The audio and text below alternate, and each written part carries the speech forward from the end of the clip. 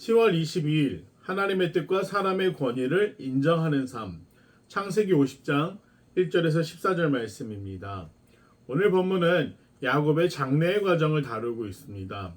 남겨진 요셉이 마치 장자와 같이 아버지 장례를 어떻게 준비했는가, 그리고 아버지를 어떻게 막벨라 굴에 안치하기까지 어떤 행동들을 했는지에 대한 기록을 다루고 있습니다.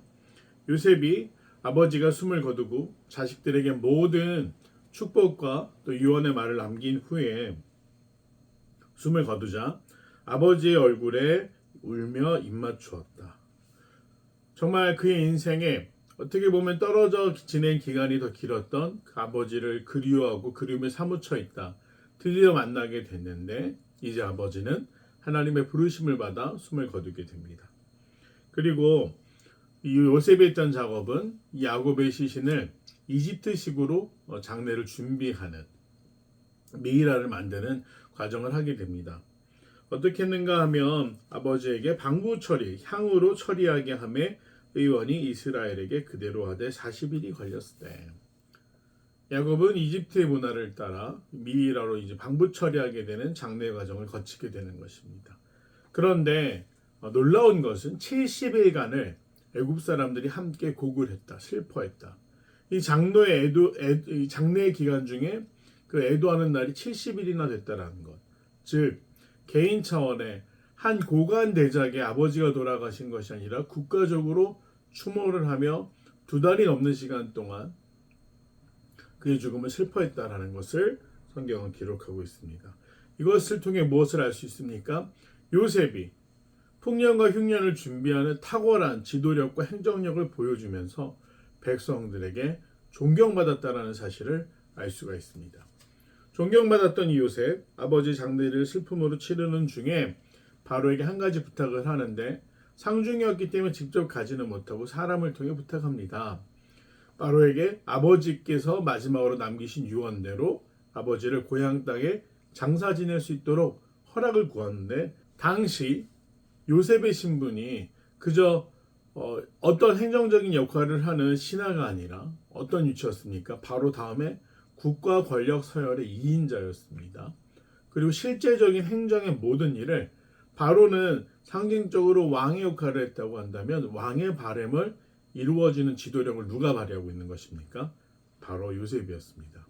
그래서 국가적인 차원에서 애도하는 것도 또 국가적인 차원에서 장례를 진행하는 것도 어찌 보면 당연한 일이죠. 그러나 요셉은 교만하지 않았고 바로에게 허락을 구합니다. 내가 아버지의 유언대로 아버지의 시신을 고향 땅에 장례 지낼 수 있도록 허락해 주십시오 라는 부탁을 했고 바로는 흔쾌히 그 부탁을 들어줍니다. 6절 바로가 이르되 그가 내게 시킨 맹세대로 올라가서 내 아버지를 장사하라. 그렇게 이야기를 하죠.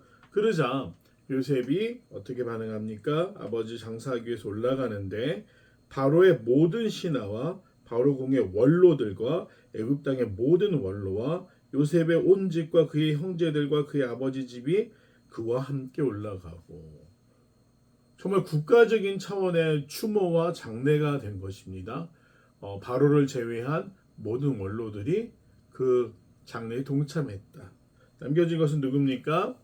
이 이스라엘 집안의 어린아이들과 그들이 고센 땅에서 돌보던 가축들은 남겨두고 병과 기병이 요셉을 따라 올라갔다.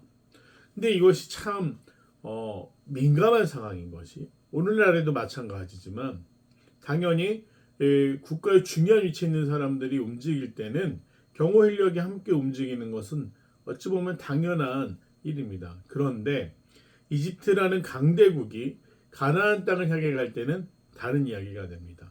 우리가 창세기를 보다 보면 왕으로 지칭되는 사람들, 멜렉이라고 되어 있는데 그 히브리어로 지칭되는 사람들은 사실 족장에 가깝습니다.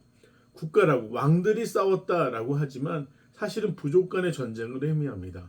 가나안 땅은 우리나라보다 강원도보다 좀 더 큰 땅이라고 알려져 있는데 그곳에 수많은 이 족장들이 있었고 그들이 다 왕이라고 불리우는 우리가 왕과 족장을 지금은 구분해서 부르지만 그 당시 사회와 문화 속에서는 왕으로 불리던 사람들이 이집트라는 큰 국가가 군대를 이끌고 올라온다. 이것은 정말 긴장할 만한 일이죠.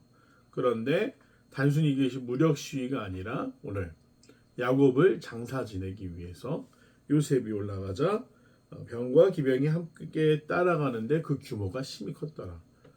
당연한 것이 이 이집트에 있었던 모든 원로들과 또 고관 대작들이 함께 동행했기 때문에 그들을 안전하게 지킬 수 있는 병력의 수도 어마어마했다.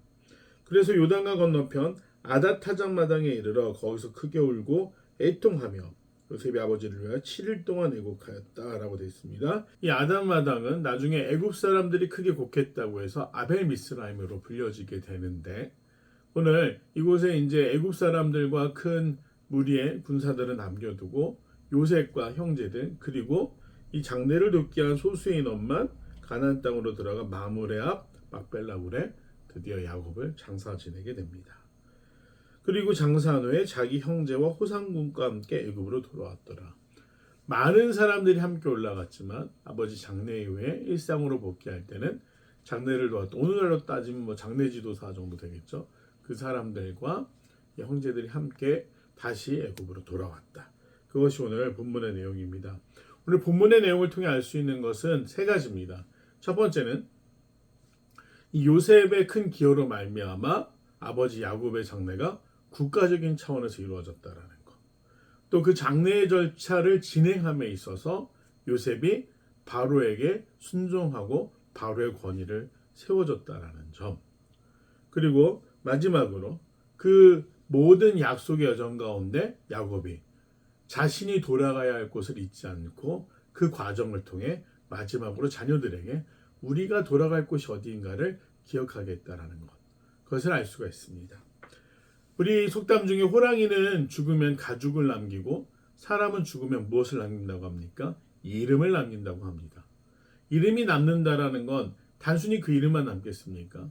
그 이름에 담긴 이야기가 남게 됩니다.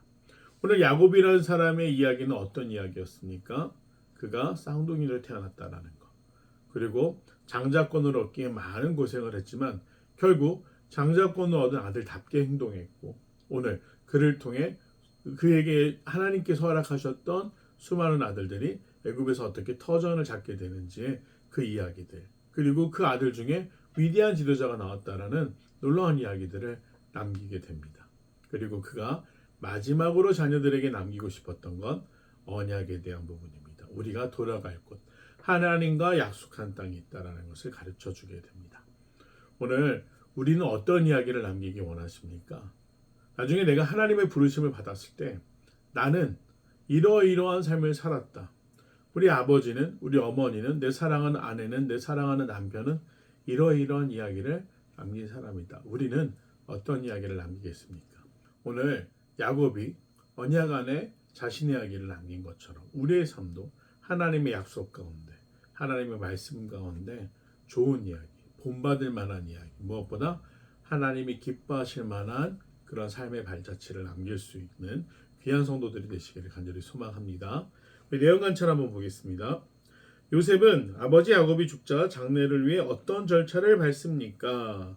미이라를 만드는 이 방부 처리 과정을 겪게 되고 장기를 빼내고 향을 치우고 건조시키는데 약 40일이 걸렸다라고 기록하고 있습니다. 2번 요셉은 야곱의 장례를 위해 바로에게 무엇을 요청합니까? 상중이라 직접 간 것은 아니었지만 아버지의 유언대로 고향 땅에 아버지의 시신을 장사 지낼 수 있도록 해달라고 부탁합니다.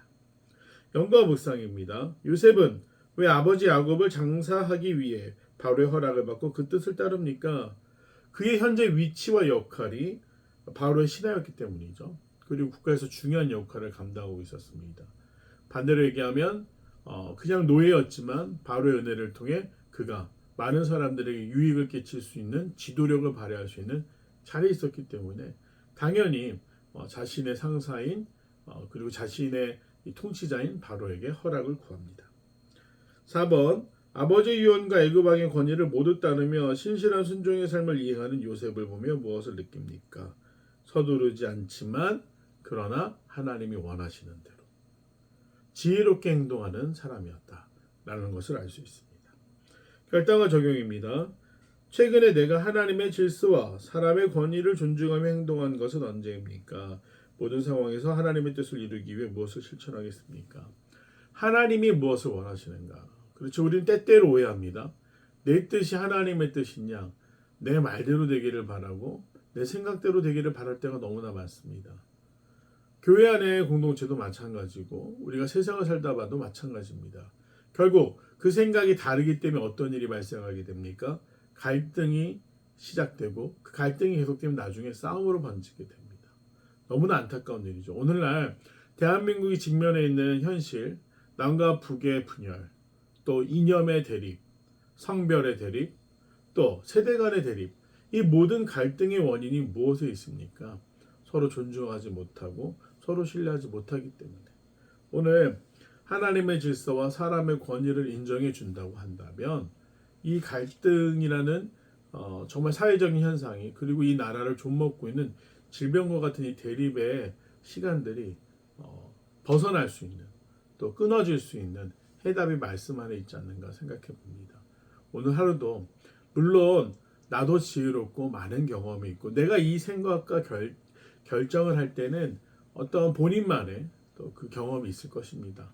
그러나 먼저 한 번 더 기도하며 하나님이 지금 무엇을 원하실까 묻고 또 그 하나님의 인도하심에 따라 순종하며 오늘 하나님의 역사를 이루어가는 사람들, 그리하여 아름다운 이야기를 남길 수 있는 더 필그림 교회 귀한 성도들이 되시기를 간절히 소망합니다.